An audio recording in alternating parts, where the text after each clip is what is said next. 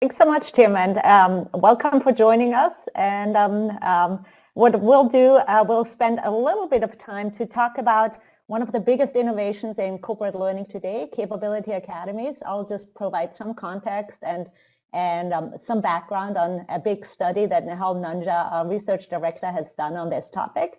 And then we'll have a great conversation with Tim and Louis, and Josh is going to guide us through that. So with that, let's jump right in, and we'll get started. So just a little bit of background on where we are today right now. So the economic growth that really picked up in 2008 was kind of interrupted by the pandemic, and that caused a big supply chain problem. We have the skills and development and job redesign problem going on. Every company is facing, I think, a big shift in roles, in jobs, in capabilities and skills that they need to respond to, because they're all reinventing and changing direction because of the economic downturn and all the labor market that's still very, very tight. So most companies are going through this lot of reinvention. We see this in virtually every industry. We're just finishing up a big study on the financial services industry, and we finished one on the healthcare industry. And in every industry that we're seeing here is lots of reskilling, lots of upskilling going on, lots of new jobs, new roles coming out of the pandemic. You might find this interesting. We just spoke with a company who refers to onboarding, not as onboarding, but as everboarding, because it's no longer about onboarding employees, which is a one and done kind of thing, but an ongoing everboarding into new roles, developing new skills, and learning is and has always been a big part of the recovery process from the pandemic. So all of this is going on, and in the meantime, there's still an incredible labor shortage. So although the economy is turning down just a little bit, and we might be heading in a recession, there's 160 million people working in the US, and there's about 15 million jobs that are open. And although this slide is only for the US, it's really true globally. Wherever you look, there's lots of choices, lots of open jobs out there, and hiring people is harder than ever. About one in 10 jobs roughly is open today in the US. That means that people are moving around a lot between different roles and jobs at a rate that we've never seen before. And that also means, of course, that they need new skills, need new capabilities, and how can you develop them? So about 4 million people quit their jobs every year. That's about a third of the workforce. So that means that there's just not enough people out there to fill all these open jobs. Talent you need, it just doesn't exist outside, and you can't just hire fast enough. So reskilling, upskilling into new capabilities, new skills has been really critical for all of you. And we hear this with every organization that we talk with. So how do you develop the most critical skills in ways that are most effective to drive business outcomes? And that's what we really want to talk about today in a little bit. Let me just talk a little bit about the need for capabilities and why it's more than skills. So the most important thing is that skills expertise alone cannot be built by just content, training programs, and all of that. That sort of kind of fast learning really fades away very, very quickly. And you need to help people apply those skills in kind of different contexts. People learn through practice, and they learn through collaboration, which means they need to work in teams, they need to work with experts, they need to work with their peers. It's these experiences, these interactions that put the learning into context, and that puts the learning really into context, makes it stick.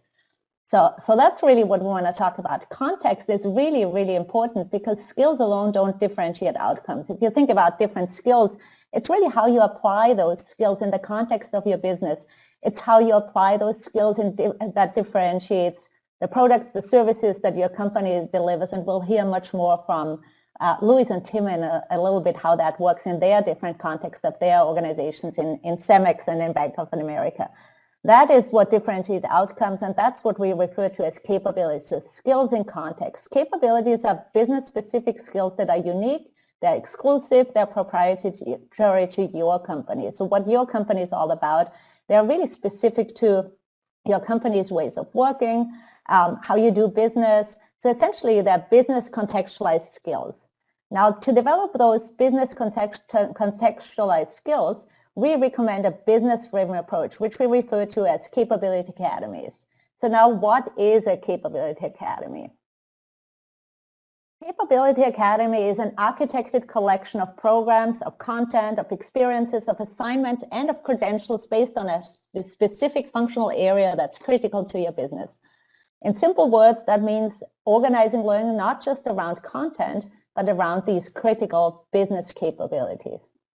So that's really what this is all about. And around experiences that allow the application of learning through development assignments, so stretch opportunities, interactions with people, with experts, real world and work assignments, knowledge sharing, and communities.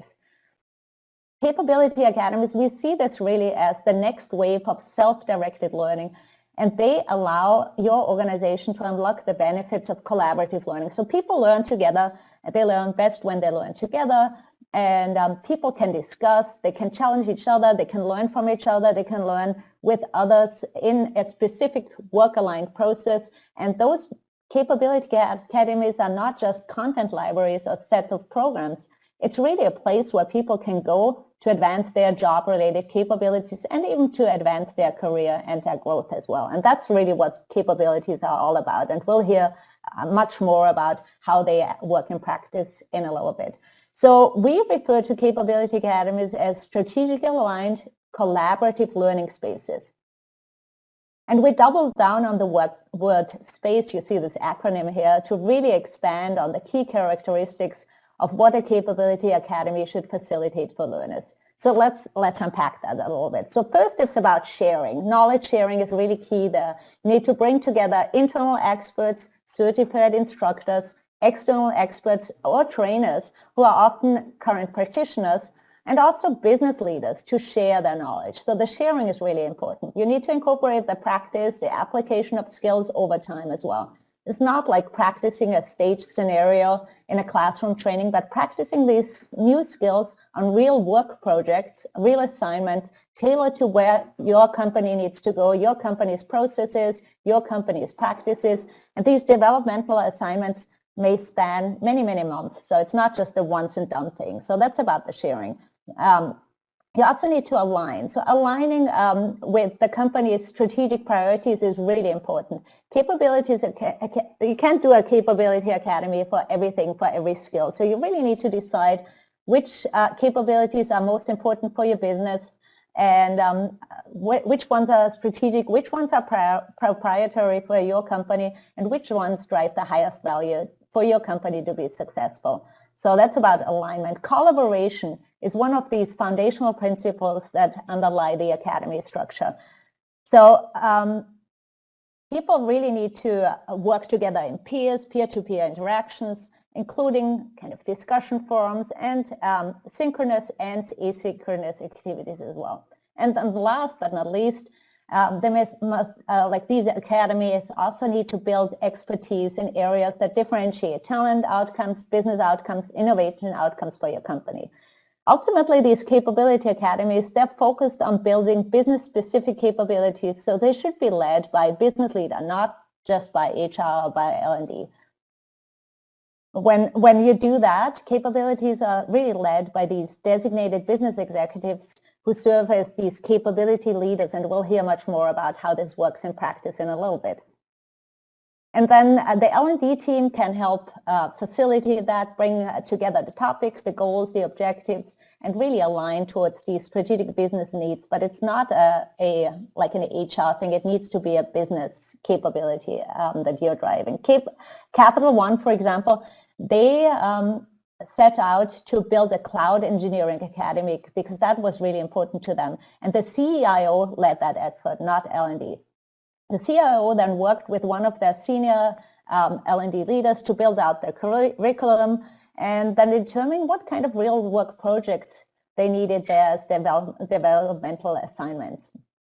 Similarly, when Pepsi wanted to build out their finance academy, the CFO was the sponsor. So it's always a business-led approach, if that makes sense. And the role of L&D is to be the architect of these capability academies. So you need to, if you're in L&D, you need to be the liaison with the business leaders to understand where they have their needs, where there's their gaps, and then strategy around how these needs can be addressed.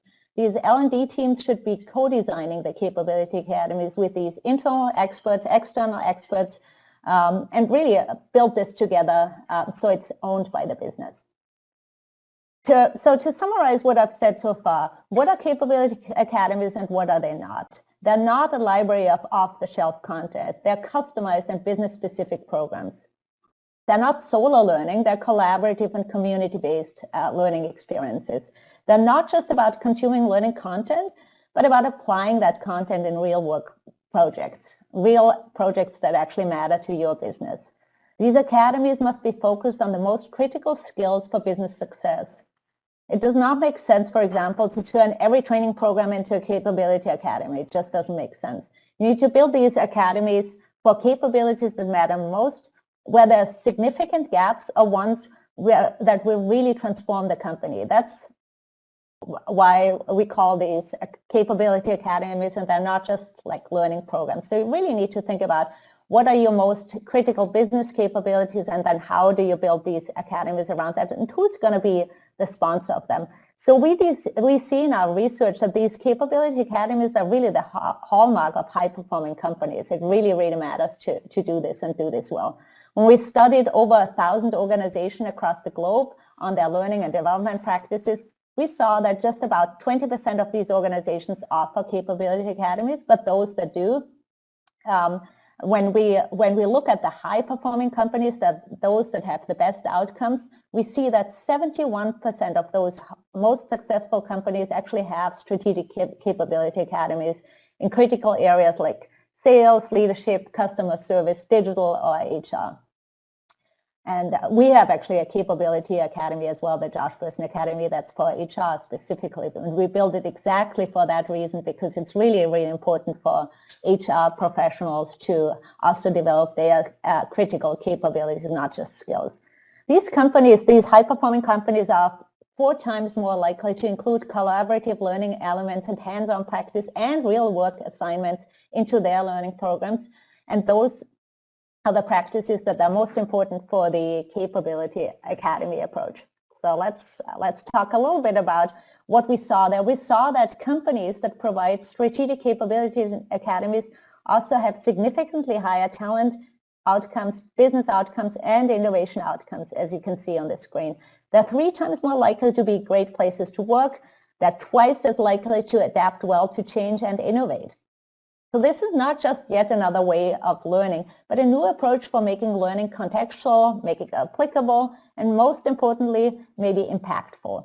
It's really powerful for critical skill development and to unlock the potential of your workforce through learning and all the reskilling that you have to do to respond to all these changes that we talked about in the work environment. So with that, let me share just a few examples, and then we'll hand it over to the conversation we'll have with Tim and Luis. So Novartis, they have set up an academy around the company's model of curiosity, which is something that the CEO came up with. He also wrote a book on it, and he truly believes in curiosity as a power skill for employees to unlock their potential. So they have a whole academy around sailing the 7 seas of curiosity, and it's really powerful. Kraft Heinz, they have set up a sales academy because for them the sales skills are really, really important. And many leading companies are going to capability academies for their sales team. Intel, for example, has also built an AI academy. Ericsson has built out a 5G academy because that's really important for them to build these kind of skills and capabilities in 5G. And of course, I already mentioned our Josh Bersin Academy. It's an example of a capability academy for HR professionals.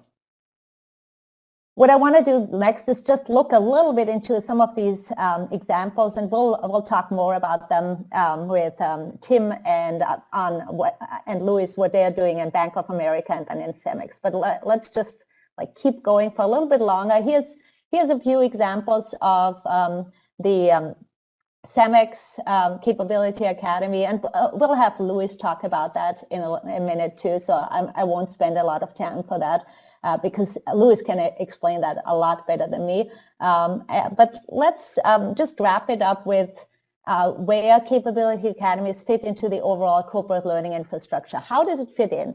So it's a really important concept, but how does it fit into your overall learning infrastructure? This is what the corporate learning infrastructure looks like. And Capability Academies are part of the learning program delivery layer that you see here. These platforms, they excel at pulling together all these different disparate learning objects like development tools, custom content, videos, instructor-led content, coaching, mentoring, and like the real-life work assignments that we talked about it into kind of this coherent, collective, collaborative learning program. And they allow users to have streamlined learning experience. Ultimately, though, these capability academies are a way to deliver learning on critical functional capabilities. And the delivery needs need to be enabled with the right technology. So next, we'll take a look, just a very quick look at some of the things you need to consider when you select your right kind of capability learning platform, because without a platform, we really can't do that. The most important criteria to focus on is on the end user employee experience. So the employee experience is really, really key, because if people can't navigate this, if they have a bad experience, they just won't get the value out of it. So you need to select a technology that integrates effectively with their current tech stack. That's very clear, that's simple, that's intentional about the problems you're trying to solve, your content strategy, and you kind of have to start small and then you scale it up. And we'll hear more from Tim and Louis in a little bit on how they did that. And so really specific to the Capability Academy solutions, you need to ensure that the platform has the features to support the academy structure. So for example, does the platform let learners interact with subject matter experts and with mentors, with other people in the Capability Academy? Does it encourage discussions? Does it encourage feedback among peers? Does the platform enable small group collaboration within dedicated team workspaces? So can people work together in these small spaces together to discuss what they've learned? Does it work on mobile? Very, very important, and we'll hear more from Tim and Louis in a little bit on that too. Does it allow for skills tagging and credentials and badges and prerequisites and curricula? And of course, you need to think about pricing and other considerations on technology stack and all of that. With that, let me bring this home. So Capability Academies are really strategically aligned, business-driven, leader-led, and L&D managed approaches to learning. It's an approach that brings together people, leaders, content, and experiences to strategically align learning in the flow of work. That's all I had on Capability Academies. And before I turn it over to Josh and our guest panelists, Tim and Louis, I'll take just a quick minute for a quick and exciting research plug, because we just launched our biggest ever study on irresistible leadership. It's not just another model of leadership. What we're really trying to unpack here is what most organizations are struggling with. How do you institutionalize leadership behaviors? How do you create accountability? How do you build future leaders at scale, especially when future roles and future skills are changing so fast? So we'd love for you to join us, and we'll drop the survey link in the chat. And when you participate, you also see Josh has written a great blog about it as well, a great article about the future of leadership and our survey. So I'd love for you to check this out and to hear from you how you operationalize leadership. And so with that, thank you, everybody, and over to you, Josh. Thank you, Kathy. All right. Somehow somebody put the link, maybe Linda, maybe you can put the link in the chat. Oh yeah, that would be great. Okay, let's open up the video for Luis and Tim. Yeah, let's maybe take the slides down. I don't know how to do this. Sorry. Is the manager here? Need to put you guys on. Luis and Tim, can you unmute yourselves? I'm here. Great. Okay, I don't know how we get your video back. Oh, there you go. Okay. Kathy, do you know the name of the producer so he can get rid of the slides? Yeah, I think it's also Tim. Could you help us get rid of the slides? Because, yeah, I can't take them off. Okay. Okay, perfect. That works now. All right. So why don't you guys put on your cameras? I think this thing will make it easier because we'll all come online. So Luis, let's start with you. I may have interviewed you years ago about this. I'm trying to remember. We may have talked, but tell us about Cemex, the company first, and where did the Capability Academy? Here we go. Okay, great. I think first thing, tell everybody about Cemex, the company, and your role, and then how this project got started. Right. So Cemex is a global materials construction materials company. We're in the industry of producing, cement, ready-mix concrete, aggregates, and also urbanization solutions. And I joined the company back in 1999, so a long time ago. And in our early days of e-learning, we were very much into, I guess you could say skill building, and we would contract out large libraries of just, off-the-shelf generic content. But we realized that wasn't really helping us. We ended up with a lot of unused licenses at the end of the year. And so essentially, we came to a point that we said, we're just going to focus on company priorities. No? So we did just that. We said, we're not going to focus on anything else other than company priorities. And this made a big shift because we then started to mostly create custom content for us. No? So I guess that's how this kind of got started. And today, most of our learning assets in Cemex University are custom built for us, and they're structured in academies, just as Kathy described earlier. And just out of curiosity, what was the driver to not only do the self-directed learning? Was it some business issue? Was there some big problem?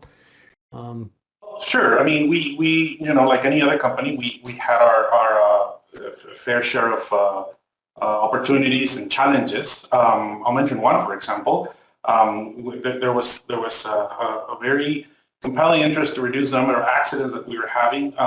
Accidents, there's this thing called the incident pyramid, and if you have many small accidents, they eventually lead up to a bigger thing, and the worst you can get to is a fatality. And of course, we wanted to avoid all kinds of accidents. And we realized that this was mostly a leadership issue of people becoming committed with safety. And so we made a few attempts of building a safety leadership program. Our early efforts worked effectively, but it was really when we decided to tag along with our CEO and a greater initiative around safety that many things came into play. Dashboards and monthly meetings where safety metrics and KPIs were tracked, and changes to accountability procedures and things like that. And tagging with all of that came our Health and Safety Academy. And that was, I think, one of the earliest examples where we saw a very profound impact on the results, by a very notorious reduction in the number of incidents, and consequently on the number of fatalities, which was very beneficial for us. We're always striving for zero for life. That's our goal. But we are in the heavy construction industry, so it's always a challenge, no? But I think that's one of the earliest challenges where we saw this. I think I talked to you about that a long time ago. I remember that story. So the idea I want to reinforce to the audience is this is not a more sophisticated training program. This is in some sense a change and capability building and culture program wrapped around a bigger set of activities that we call an academy. And that's why when we built our academy, what I used to say to people is the academy is not a bunch of content. It is a place. It is a place you go to learn, to meet people, to share, to understand and discuss issues. And it sounds like that's what happened. Yep. Okay, Yep. Tim, now I I've talked with you guys a lot about, the Academy at Bank of America, which has many dimensions, I believe. Why don't you tell us about your role and what it is and how it came to be? I'd be happy to. Josh, thanks for the invitation. Great to be with everybody today. So the Academy at Bank of America really started back in 2016 and tying directly into what Kathy shared. It was business-led. There was a desire to really take resources that had been in the business that were focused on training and upskilling our employees, but they were doing it in different groups and kind of in different organizations. And so the idea really was, hey, how can we create an operational excellence activity out of this to put everybody together, have them all focused on driving consistency to improve proficiency, reduce variability, and ultimately to help our employees and our teammates be more successful and productive. And so it really started with the sponsorship of our consumer banking organization, and then really has blossomed since then. So fast forward from 2016 to 2019 when the Academy model moved over to Merrill Lynch Wealth Management, and then started to move into other locations like our global technology, global operations, our business groups, business banking, global commercial banking.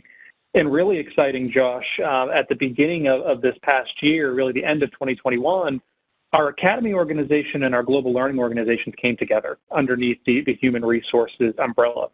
And it had always been a very close partnership. The Academy had sat in the business, learning had sat in global human resources, but bringing it together allowed us, again, to lean into that whole entire opportunity to drive more consistency, bring scale, and ultimately support the entire enterprise. So today, our remit really is to serve all employees across the globe, to provide for them world-class onboarding, upskilling opportunities, to deliver to them high-tech and high-touch experiences, to ensure that we are not only using the content internally with our teammates, but also using it externally to serve the communities that we live and work in, and then also instilling a culture of integrity, so thinking about making sure that we follow the rules and do things the right way. So it's been quite an evolution. In terms of my role, I work directly with John Jordan, who, Josh, I know you've spent a lot of time with, and I'm really the COO of the organization, so helping to ensure that the day-to-day operations, the enablement of new program launches, and also our technology strategy in terms of our LXP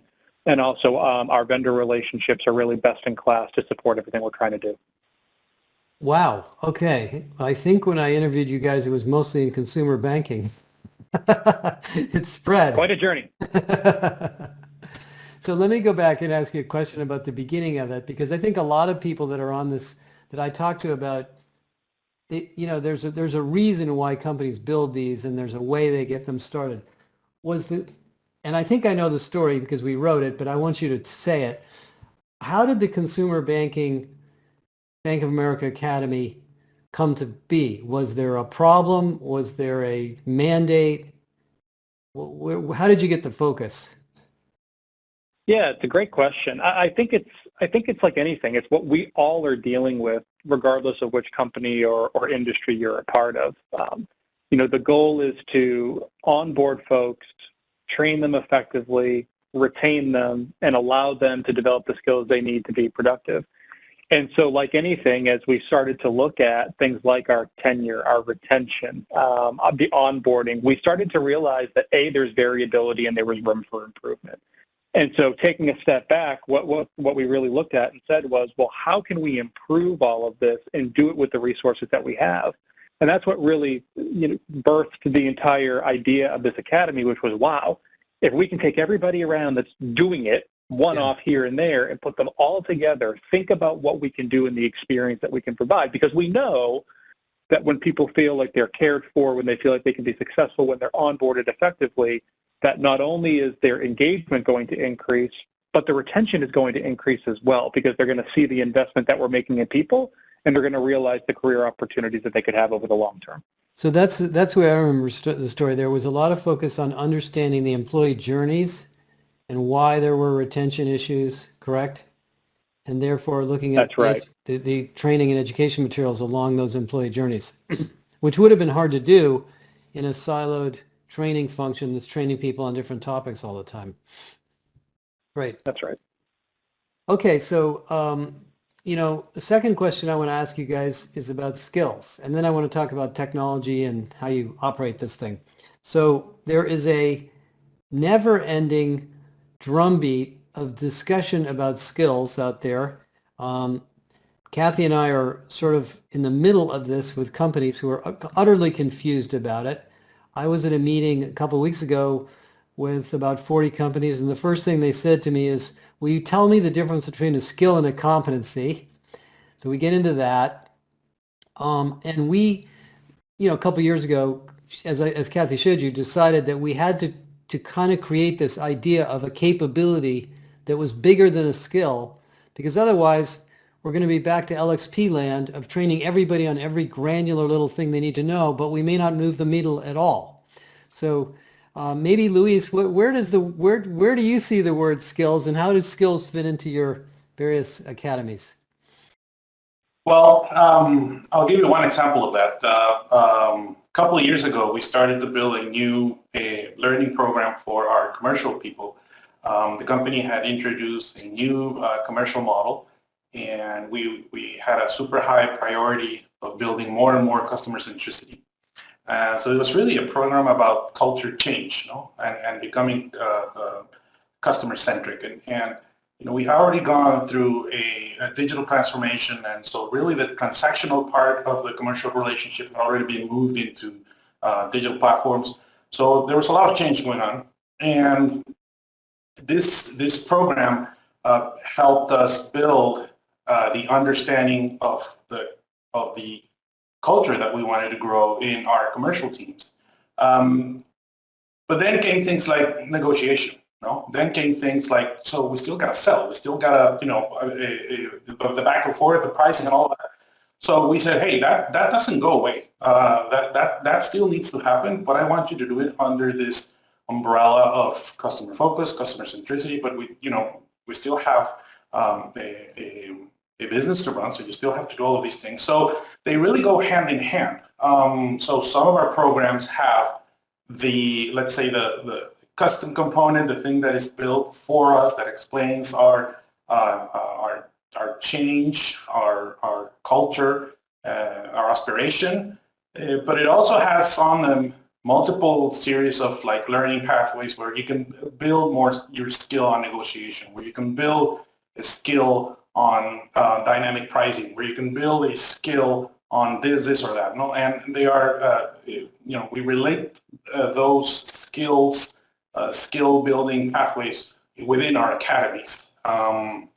And so that's how we kind of view those two. So in each of the 8 or 10 academies that Kathy showed us, each one of them have some number of required or important skills that people have to use, each of which that have their own training. They do. Correct? Yeah. They also have a predefined set of internal experts that you can tap into in case you want to learn more about something. Yeah. So they do. Yeah. Do you? Well, let me ask Tim the same thing. Tim, what have you guys done in the area of skills? You have a lot of stuff people need to learn. That's right. Yeah. I mean, gosh, skills is a pretty broad topic, right? I mean, you've got professional skills, you've got technical skills, you have non-technical skills. And much like a number of companies that are laser focused on this year and beyond, we have skill building embedded within all of our programs and all the different approaches that we take. So we know, very similar to Louis, that, our roles have the need for professional skills, which are universal, right? Communication, negotiation, et cetera. But then you have those real business specific skills that sometimes are proprietary, sometimes not, that we need to make sure that we're training folks on. So that's where you really think about our onboarding. So when we have our onboarding programs, we're laser focused on making sure that there's a foundation of professional skills as well as the role specific skills. But then we offer upskilling opportunities as somebody advances in their career, takes that next step, becomes more senior in their role. There's a different set of skills that they may need to have. They could be moved from an individual contributor to a people leader, to a manager type role. And so we make sure that at each spot or each piece of the employee journey that we're delivering for them the skill building opportunities that they need to be successful. Let me ask you guys both a question about skills that comes up a lot. So in the context of a capability academy, you can build skills programs that are directly related to the topic or the initiative or the role that somebody's in. But a lot of these ideas now that are coming out about skills are really the opposite of that. They're really saying, let's create this big taxonomy of skills.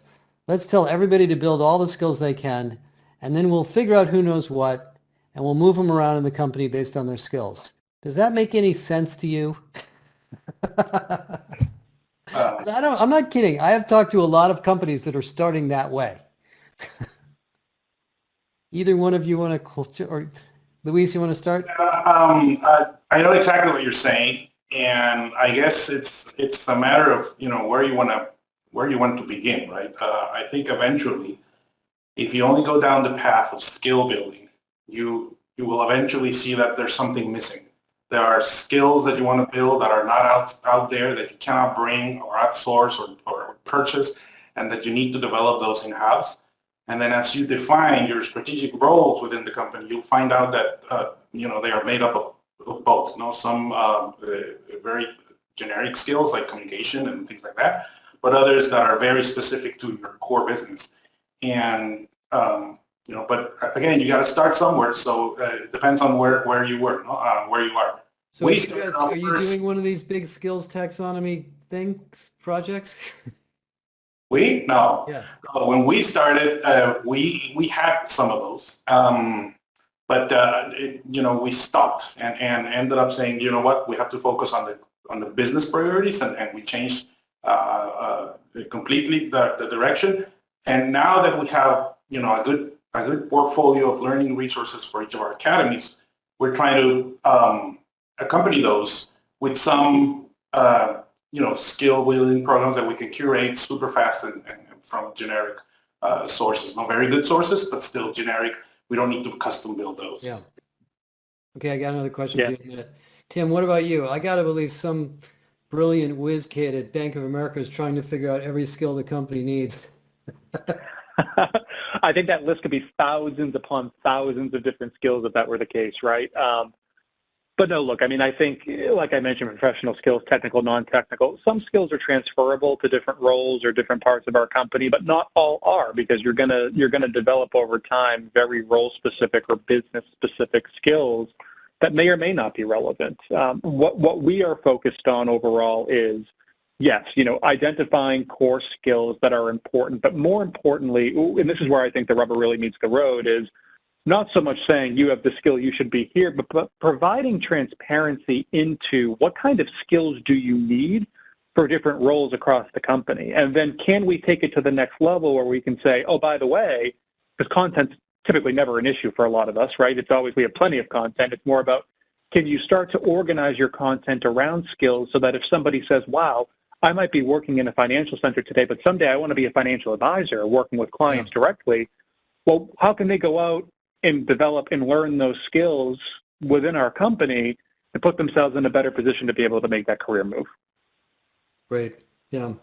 I mean, one of the ways I often position the Capability Academy is that it was an evolution from the LXP world, where for a while there, we kind of thought if we just unleashed all this content, all sorts of good things were going to happen. And the reason that we did that is because everything was locked up in an LMS, and we really didn't have any way to unleash much of anything.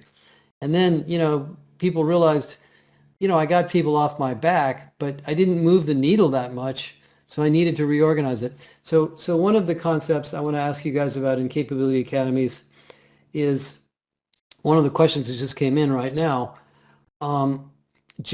Knowledge sharing, new ideas, new information by practitioners in the domain. By the way, the first Capability Academy that I ran into, and when I came up with the name, was at Capital One. And I was actually at Capital One when they were building this cloud academy, and I physically went there.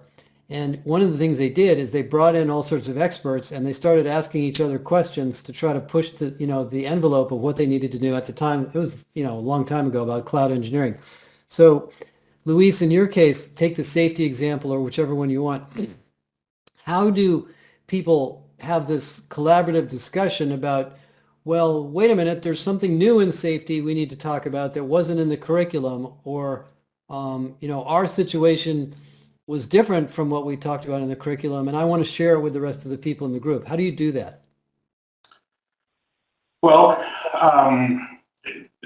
I like to think that most of our programs are always live, in a sense that you have to be in a very continuous communication with the business leaders who own those programs, and as they deploy them in their extended teams, they always come back with feedback. No, of course, the platform that you use to deploy these programs is super essential because you get a lot of feedback from learners as they exchange perspectives within the course itself and within each of the programs. But then the leaders come back and saying, hey, our KPIs are moving in this direction. They should be moving in this other direction. And, we have come to a point where we said we need to scrap our programs and build new ones because there's been either a change in focus or a change in direction, or we need to fine-tune them to address, those feedback that feedback that we're receiving. No, so that's I guess. So this is going on inside the programs, then. Yeah, there's design many. The programs in a way to have these conversations. Yeah. Correct. Tim, let me go back to you. Your academy is so big. Do you have assigned subject matter experts in different domain? How do people, get new ideas into the system? So yeah, it happens a couple of different. I'm sorry. Go ahead, Tim. Oh, I'm sorry. Please, did you have something else you want to add? I may have interrupted you. Go ahead. No, I was going to say, as I mentioned, the Academy at Bank of America used to sit in the business before we moved over to human resources. I spent my entire career in the business before I actually moved into the Academy space. And so I think the reason why that's so important is we have a seat at the table. Even though we may not sit in the business anymore and we sit within human resources, the business relationship hasn't changed. So we're at those critical points where feedback, strategy shift or evolve, needs change, where we can very quickly come back to our teams and be nimble and flexible and say, hey, the business is moving in this direction. Let's make sure that we're doing the same thing. So I think that's one piece of the equation. The other piece of the equation is very similar to what Luis mentioned. We look at the KPIs. We have what we call teammate voices, which surveys all the participants that go through our program so that we know how the programs are making them feel. Do they feel like they're prepared to be able to take on their role? And we actually go out to them 60 days after they've been in their role to survey them again to say, hey, did we meet your expectations and are you able to be successful?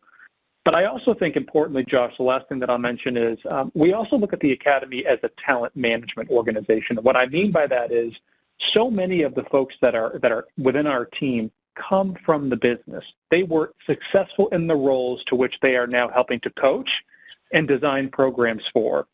And the reason why that's so important is they are practitioners, so they can provide that real-life example. But then additionally, once they've been successful within the Academy, we can send them on to do bigger and better things back out in the business. And so it allows them to even join us and develop a whole new skill set around coaching and facilitation, et cetera, which is wildly impactful for them in their career. So you brought up a really important point that I want to make for everybody else. The business sponsorship. I remember the story as I heard it. The Academy was started by the person that was running the consumer business, right? And then later moved into HR. Great. Kathy, let me ask you a question since I've been letting you stay quiet. Where do you think internal mobility and talent marketplaces and all that stuff fits relative to these capability academies? Or is that a different animal? I think they work really well together because I think the talent marketplaces, they collect data on all the skills in a way, right? So we just talked about you can't build a capability academy about every single skill that you have because you have tens of thousands, as Tim said, and Luis too. I think the talent marketplaces fit really well together because in a way you could, for example, point to a capability academy and something when somebody wants to say, for example, they want to learn more about, or they need to learn more about safety in this case, in Cemex case, right? So they might want to go deeper into safety. Maybe not everybody needs to know about safety. So you could point to the capability academies from the talent marketplace, and also there you have it really open, and it gives you insights on what are the skills that you have and what are the skills that are trending and what are the skills that you will need in the future. So I think they are both very disruptive and go together really well in terms of reskilling and upskilling and building capabilities for the future. Okay, great. I mean, because there's a little bit of a collision course between the stuff you guys are doing and these talent marketplace vendors, but I'm sure we can talk about that next year. So let's talk about the hairiest, ugliest part of this is the platforms. To my knowledge, there is no platform that does all this. There are vendors working on it, different pieces of it, and a lot of people trying to pretend like they do. What do you guys do for platforms to try to bring this all together? Luis, let me go back to you. Well, we have several, and we connect them together to kind of bring the experience that we want to provide to our learners. So first we have one platform that we use, which is kind of a browsing layer where our employees can go and see all of our academies. I think Kathy showed a slide earlier with some of that. Mm-hmm. And once you actually get to the course you want to go to, it'll then take you to another platform where that course is actually built. And within the course itself, you have all of these collaborative learning and social learning and interaction and assignments and selfie videos and all the different things that you can use to build your learning experience.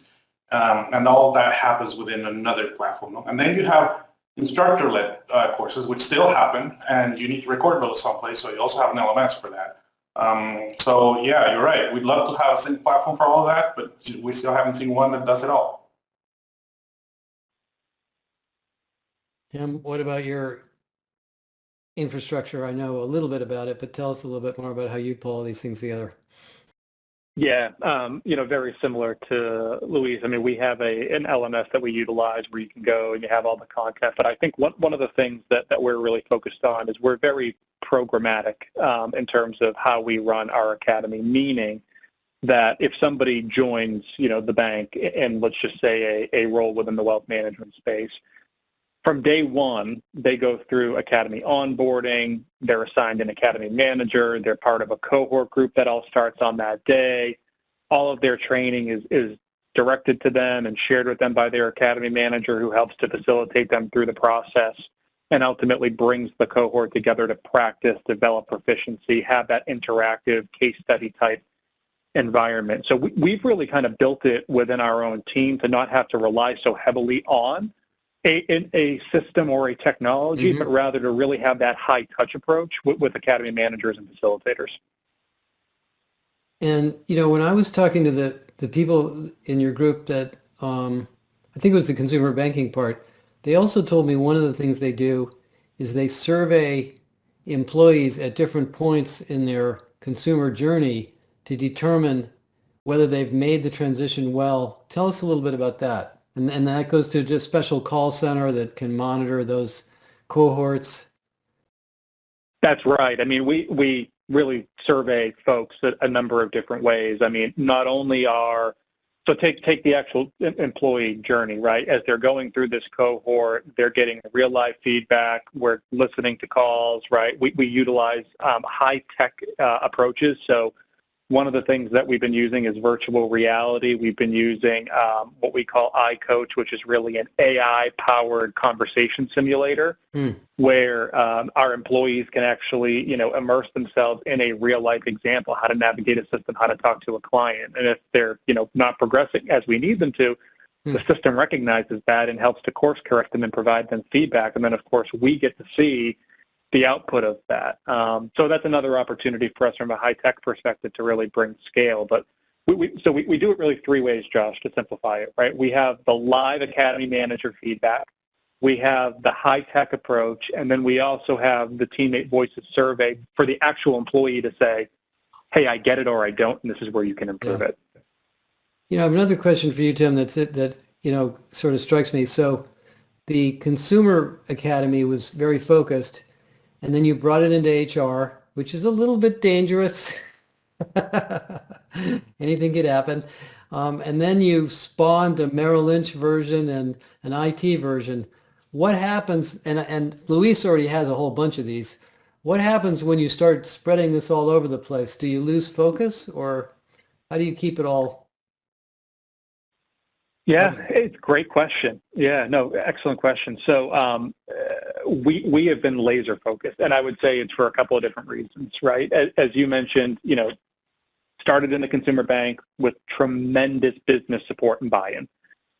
That model was witnessed by people in different lines of business across the bank, and it became well, I want one of those too. And so within the wealth management space, it wasn't the consumer team having to stretch and support the wealth management space. The wealth management space identified the people that they wanted to build that academy structure, and so that became a whole separate arm of our organization. Same thing with our global tech, our banking, so on and so forth. So I think, yeah. Keep going. No, I'm going to go ahead. I was going to say, we're not asking people to kind of stretch themselves and focus in multiple different areas. We're really relying upon the business expertise to stand up and build the academy to support that particular group. Well, no, and that makes a really good point. I was on the phone with the CLO the other day, and she had been reading all this stuff, and she goes, I'm going to build 15 of these academies. And I said, well, why do you need 15? Why don't you start with one? Figure out how to do it. This is not a new name for a training program. This is something else. I just want to bring that up. What do you guys think is the qualities you look for in a business sponsor or business owner that makes this a success? And because, a lot of business owners would say, just go build the academy and do it and get out of my face. I've got other things to do. Take care of all this skilling, whatever the retention thing. I'm going over here to do my whatever. Tim, why don't you go first? Because you went through this. Yeah. I think it all starts at the top, right? Our strategy from our CEO all the way down is being a great place to work. And part of being a great place to work is ensuring that you have all aspects of the talent management and employee journey mapped out effectively. And so there is buy-in at the top in terms of we have got to make sure that from day one, from the first interaction at our company, people see the investment that we're making in them, to train them, to develop them, to give them the skills. But we also need to let them know and let them see that they can have a career here for their entire lives, in different lines of business and in different roles, et cetera. And so we look for those characteristics of people that are bought in, that put the people first, right? And that's our entire senior leadership team. I mean, that's why the academy's been expanding and we've been successful at the bank, is because there's just such tremendous buy-in, but also ownership from the senior leadership team in terms of the results and the processes and the programs that so we're you'll running. update them on regular meetings and they keep track of what's going on. Great. Luis, I believe you have a similar story, but tell us how the leadership role takes place. Pretty similar, actually. Again, for us too, it all begins at the top, and the sponsorship that we have had for some of our programs comes as high as the CEO himself. And an example of that is when we built our Sustainability Academy. The company was very eager to begin all of these different transformational projects to reduce our CO2 emissions.